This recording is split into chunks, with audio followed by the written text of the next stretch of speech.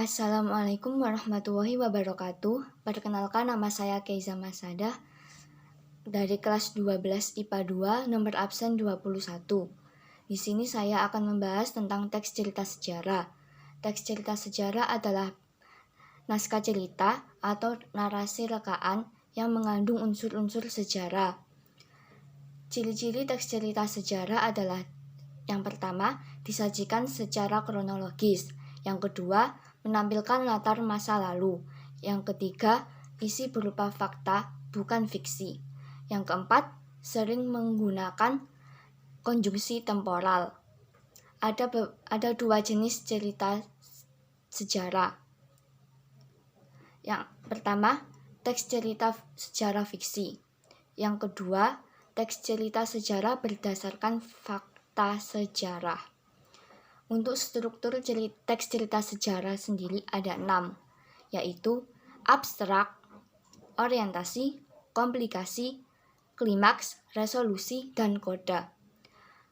Ada 4 fungsi dari teks cerita sejarah. Yang pertama, rekreatif. Yang kedua, inspiratif. Yang ketiga, instruktif. Dan yang keempat, edukatif.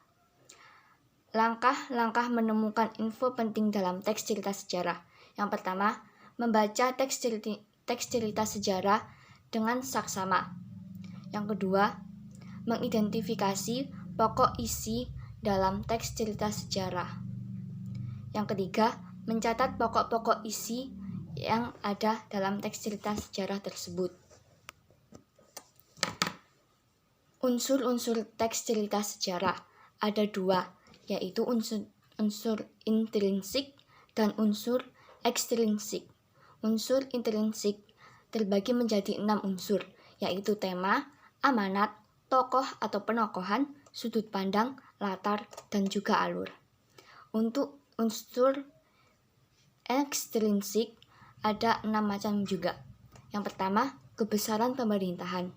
Yang kedua, corak penceritaan. Yang ketiga, unsur keagamaan. Yang keempat, unsur politik. Kelima, unsur ekonomi. Yang keenam, unsur sosial. Nilai-nilai yang terkandung dalam teks cerita sejarah ada 5 nilai, yaitu nilai moral, kepahlawanan, religius, budaya, dan juga sosial. Ada 4 macam ciri kebahasaan teks cerita sejarah. Yang pertama, keterangan. Yang kedua, kata sifat. Yang ketiga, bahasa kias. Dan yang terakhir adalah majas. Ada 2 cara untuk menyusun teks cerita sejarah. Yang pertama, melalui wawancara. Yang kedua, melalui menulis kreatif.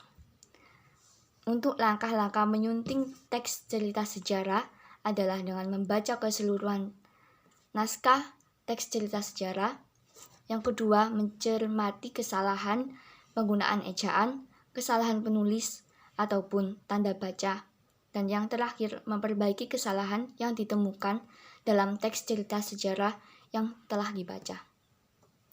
Sekian dari saya, kurang lebihnya mohon maaf. Wassalamualaikum warahmatullahi wabarakatuh.